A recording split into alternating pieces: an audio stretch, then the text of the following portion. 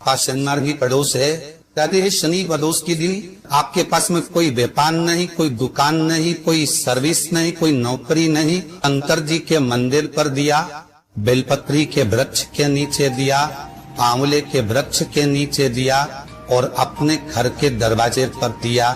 ये 4 स्थान पर दिया खाना प्रारंभ करो। बाबा इशारा कर गई। शनिवार की अगर प्रदोष पड़ती है तो शिव शमी के वृक्ष के नीचे रहते हैं। शनिवार की प्रदोष सुख और शांति देती है। प्रदोष का समय, प्रदोष काल शाम के समय पर कटोरी में सरसों का तेल ले, किसी मंदिर में जाकर सरसों का तेल शिव पर चढ़, तेल चढ़ते समय शंकर जी शिवलिंग पर त्रिपुंड बना दे और अपनी मनोकामना पूर्ण करे। और जितने ग्रह नष्ट देने वाले हैं वो सब आज शनि सबके दोष मिटा देता है। शंकर भगवान के मंदिर में आज शनि प्रदोष के दिन मंदिर में नहीं तो घर में अगर शंकर का शिवलिंग है तो एक दिया अवश्य लगाओ। शनि महाराज जीवन का सुख फलान। यदि आपको कहीं से शमी पत्र मिल जाए, प्रदोष के दिन यदि कहीं से आपको शमी पत्र मिल जाए और प्रदोष काल में, प्रदोष का जो समय होता है शाम का जो समय होता है प्रदोष काल, 4 प्रदोष 5 प्रदोष आप कर देखिएगा कि आपका कोई काम है, कोई नौकरी के लिए आप अप्लाई कर रहे हैं, कोई समस्या बड़ी विकट आ गई है, कोई तकलीफ कोई तकलीफ विकट आ गई है, कोई समस्या विकट आ गई है, प्रदोष की प्रदोष काल में अगर एक शमी पत्र भी आप घर के शिवलिंग को, अब ये करने के लिए आपको मंदिर पे शिवलिंग नहीं जा, अपने घर में जिसनी, चाहे वो स्फटिक का हो, पारक का हो, कंकर शंकर का हो, लकड़ी का हो, जो शिवलिंग तुम्हारे घर में, कांच का हो, चाहे वो नर्मदा के कंकर का हो, नर्मदेश्वर हो, पाषाण का हो, जो शिवलिंग चांदी का हो, सोने का हो, तांबे का हो, पीतल का हो, एक शमी पत्र यदि आप भगवान शंकर के शिवलिंग पर समर्पित कर रहे हो और उस शमी पत्र को उठाकर रात्रि को 9:15 की जो एक मुहूर्त होता है, एक समय होता है जिस समय पर हम अपने मन की बात भगवान शंकर को कहते हैं, पूर्व में भी इसका वर्णन हम कर चुके हैं कथाओं।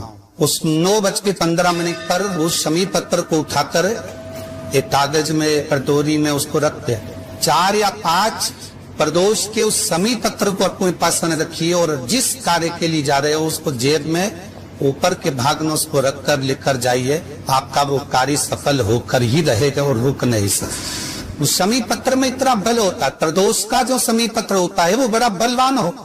अगर कोई गोल से भी शंकर भगवान के शिवलिंग का निर्माण करता है या अपने घर में रखे हुए शिवलिंग पर शमी पत्र को समर्पित कर देता है तो जिंदगी में उसका बाल नाक हो ही नहीं सकता। प्रदोष के शमी पत्र में बल होता है। प्रदोष के शमी पत्र प्रयास करना, जब जिस महीने में जो प्रदोष पड़े तब पड़ा करे, जब प्रदोष पड़े बन सके 1 बेलपत्र, बन सके 5 दिन पत्र, शमी पत्र, हरे मूंग, कलश के अंदर थोड़ा सा पानी लेकर 1 बेलपत्र, हरा मूंग, शमी पत्र डालकर और उसमें थोड़ा सा गुड़ डालकर भगवान शिव का स्मरण कर प्रदोष काल में, मान लो कोई काम आपका बहुत जरूरी है, बहुत दिनों से आप थक गए हैं, नहीं हो रहा, कर्जा बढ़ रहा है, धन नहीं आ रहा, व्यापार नहीं चल रहा, या कोई समस्या बहुत होरबल है, कोई एग्जाम में बैठ रहे हो नहीं हो रहा, परीक्षा भी दे दिए, रिजल्ट आने ही वाला है, तो भी प्रदोष काल में, प्रदोष के समय वो जल, मूंग, शमी पत्र और बेलपत्र और गुड़ का शंकर के शिवलिंग को समर्पित करना प्रारंभ कर दो। 2 या 3 प्रदोष करोगे, बाबा आपकी मनोकामना शीघ्र पूर्ण हो। बच्चे जो 12th का एग्जाम दे रहे हैं, IIT की तैयारी भी कर रहे हैं, उनसे निवेदन है कि अपने बच्चों के लिए आपको प्रथम कथा में भी वर्णन किया है कि जब बच्चा एग्जाम देने के लिए जाए, एक काली नर्ची शंकर भगवान के शिवलिंग पर समर्पित करना है, दूसरी काली नर्ची दरवाजे की चौखट पर रखना है, अपना उल्टा पांव रखकर घर से निकल जाना है। उस बच्चे को उन्नति की ओर बढ़ जाएगा, एग्जाम में पास हो जाएगा, अच्छे नंबर प्राप्त करेगा, उसकी चिंता करेगा, वो जरूर रहेगा। शमी का जो पत्ता होता है, देखा है कौन? शमी का जो पत्ता होता है, हम पहले रखना में कहा है, जो व्यक्ति मदिरा में डूबा रहता है, नशे में डूबा रहता है, जो व्यक्ति बहुत ज्यादा मात्रा में ये तंबाकू गुटखा या पाऊ चाटी खाता रहता है और उसका गुटखा पाऊ छूटने को ही तैयार नहीं होता, वो बेचारा प्रयास करता है, ऐसा नहीं कि नहीं करता वो। आजकल के जमाने में तो इतनी बड़ी बड़ी बीमारी बोले लगी, कैंसर जैसा रोग होने लगा, तो छोड़ना चाहता है, ऐसा नहीं कि नहीं छोड़ना चाहता। हर व्यक्ति चाहता है कि मैं व्यसन को छोड़ दो, पर थोड़े दिन छूटता है, वापिस वो उस व्यसन में लगे जाता है। तो हम पहले भी इस कथा हो पाए, शमी के वृक्ष के नीचे शमी के मिट्टी का शिवलिंग बनाकर, शमी के वृक्ष के नीचे शमी की ही मिट्टी का शिवलिंग बनाकर उस पर जो बेलपत्र समर्पित करता है और शमी पत्र समर्पित करता है, वो बेलपत्री को उठाकर ले आता है, शमी पत्र के साथ में शिवलिंग की पूजन करी हुई शिवलिंग का विसर्जन कर देता है। उसी दिन उस बेलपत्र को, लाए हुए बेलपत्र को शमी पेड़ के नीचे पूजन कर कर बनाया गया है, उस बेलपत्र को जो नशा करने वाला व्यक्ति होता है उसको 3 दिन तक लगातार, पहली पत्ती बीच की, दूसरी पत्ती राइट की, तीसरी पत्ती लेफ्ट की, जो एक एक कर 3 दिन तक खिला देता है।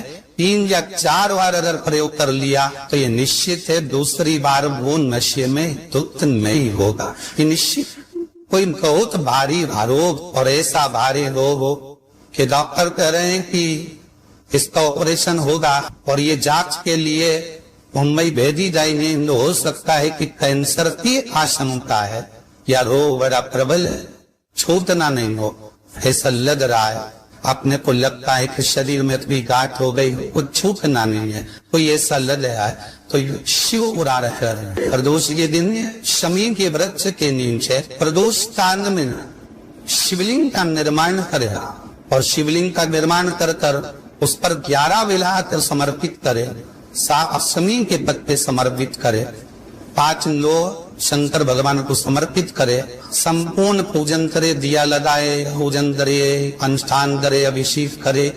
जो 11 बेलपत्र समर्पित करी उसको लेकर आए और उस बेलपत्र को खाने की बात, भले वो काट शरीर की फिर भले जाए चेत होने के लिए, कोई रोग हमारे शरीर में आ नहीं सकता, कोई बड़ी बीमारी प्रवेश नहीं कर सकता। प्रदोष काल का किया गया दान, प्रदोष के दिन प्रदोष काल में किया गया पुण्य, प्रदोष के दिन प्रदोष काल में किया गया सत्कर्म, प्रदोष के दिन प्रदोष काल में किया गया पुण्य क्षीण नहीं होला, समाप्त नहीं हो। एक बार बोलिए प्रेम से गौरी पुत्र गणेश भगवान की जय।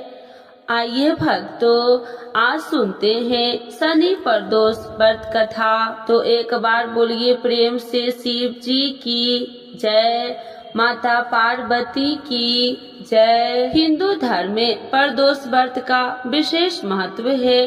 धार्मिक मान्यताओं के अनुसार इस व्रत को करने से मनोकामनाएं पूर्ण होती है और इस दिन भगवान शिव की पूजा की जाती है। जब प्रदोष व्रत शनिवार को पड़ता है तो उसे शनि प्रदोष व्रत कहते हैं। शनि प्रदोष व्रत पौष मास कृष्ण पक्ष 28 दिसंबर 2024 को रखा जाएगा। शनि प्रदोष व्रत के दिन गणाचार्य ने कहा, हे महामते, आपने शिव शंकर प्रसन्नता हेतु समस्त प्रदोष व्रत का वर्णन किया। अब हम शनि प्रदोष विधि सुनने की इच्छा रखते हैं, सो कृपा कह के सुनाइए। तब सूत जी बोले, हे ऋषि, निश्चय रूप से आपका शिव पार्वती के चरणों में अत्यंत प्रेम है। मैं आपको शनि त्रयोदशी व्रत की विधि बतलाता हूँ, सो ध्यान से सुनो। पुरातन कथा है कि एक निर्धन ब्राह्मण की स्त्री दरिद्र से दुखी हो सांडिल्य ऋषि के पास जाकर बोली, हे महामुने, मैं अत्यंत दुखी हूँ, दुख निवारण का उपाय बतलाइए। मेरे दोनों पुत्र आपकी शरण में है। मेरे ज्येष्ठ पुत्र का नाम धर्म है, जो कि एक राजपुत्र है, और लघु पुत्र का नाम सूचिवर्त है। अतः हम दरिद्र हैं, आप ही हमारा उद्धार कर सकते हैं। इतना बात सुनकर ऋषि ने शिव प्रदोष व्रत को कहा। तीनों प्राणी प्रदोष व्रत करने लगे। कुछ समय पश्चात प्रदोष व्रत आया तब तीनों ने व्रत का संकल्प लिया। छोटा लड़का जिसका नाम सूची व्रत था एक तालाब पर स्नान करने को गया तो उसे मार्ग में स्वर्ण कलश धन से भरपूर मिला। उसको लेकर वह घर आया। प्रश्न हो, माता ने कहा कि माँ यह धन मार्ग से प्राप्त हुआ है। माता ने धन देकर शिव महिमा का वर्णन किया। राजपुत्र को अपने पास बुलाकर बोली, देखो पुत्र, यह धन हमें शिव जी की कृपा से प्राप्त हुआ है, अतः प्रसाद के रूप में दोनों पुत्र आधा आधा बांट लो। माता का वचन सुन राजपुत्र ने शिव पार्वती का ध्यान किया और बोला, मुझे यह धन आपके पुत्र का ही है, मैं इसका अधिकारी नहीं हूँ। मुझे शंकर भगवान और माता पार्वती जब देंगे तब लूंगा। इतना कहकर वह राजपुत्र शंकर जी की पूजा में लग गया। एक दिन दोनों भाइयों का परदेश भ्रमण का विचार हुआ। वहाँ उन्होंने अनेक गंधर्व कन्याओं को कीड़ा करते हुए देखा। उन्हें देखकर सूचीव्रत ने कहा, भैया अब हमें इससे आगे नहीं जाना चाहिए। इतना कर सूचीव्रत उसी स्थान पर बैठ गया, परंतु राजपूत अकेला ही स्त्रियों के बीच में जा पहुंचा। वहां एक स्त्री अति सुंदर राजकुमार को देख मोहित हो गई और राजपुत्र के पास पहुंचकर कहने लगे कि हे सखियों, इस वन में समीप ही जो दूसरा वन है, तुम वहां जाकर देखो। भांति भांति के पुष्प खिले हैं, वहाँ सुहावना समय है, इसकी शोभा देखकर आओ। मैं यहाँ बैठी हूँ, मेरे पास में बहुत पीड़ा है। ये सभी सखिया दूसरे वन चली गई। वह अकेली सुंदर राजकुमारी की ओर देखती रही। इधर राजकुमार भी कामुक दृष्टि से निहारने लगा। युवती बोली, आप कहाँ रहते हैं? वन में कैसे पधारे? किस राजा के पुत्र हैं? क्या नाम है? राजकुमार बोला, मैं विदर्भ नरेश का पुत्र हूँ, आप अपना परिचय दे। युवती बोली, मैं विदर्भिक नाम गंधर्व की पुत्री हूँ, मेरा नाम अंशुमती है। मैंने आपकी मन स्थिर को जान लिया है कि आप मुझ पर मोहित है। विधाता ने हमारा तुम्हारा संयोग मिलाया है। युवती ने मोतियों का हार राजकुमार के गले डाल दिया। राजकुमार हार को स्वीकार करते हुए बोला कि हे भद्रे, मैं आपको ब्रह्मोपहार स्वीकार कर लिया है, लेकिन मैं निर्धन हूँ। राजकुमार के इन वचनों को सुन गंधर्व कन्या बोली कि मैं जैसा कह चुकी हूँ वैसे ही करूँगी, अब आप अपने घर को जाए। इतना कहकर वह गंधर्व कन्या सखियों से जा मिली।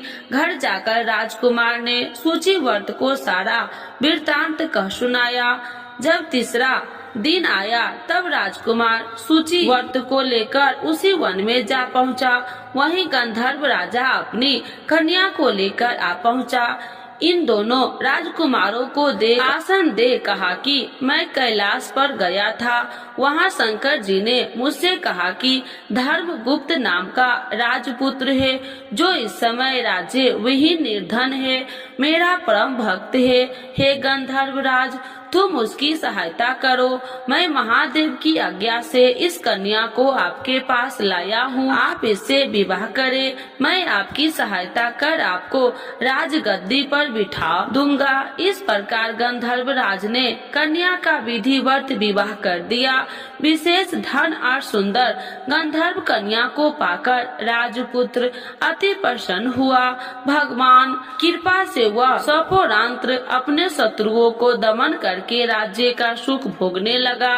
तो एक बार बोलिए प्रेम से शिव जी की जय, माता पार्वती की जय।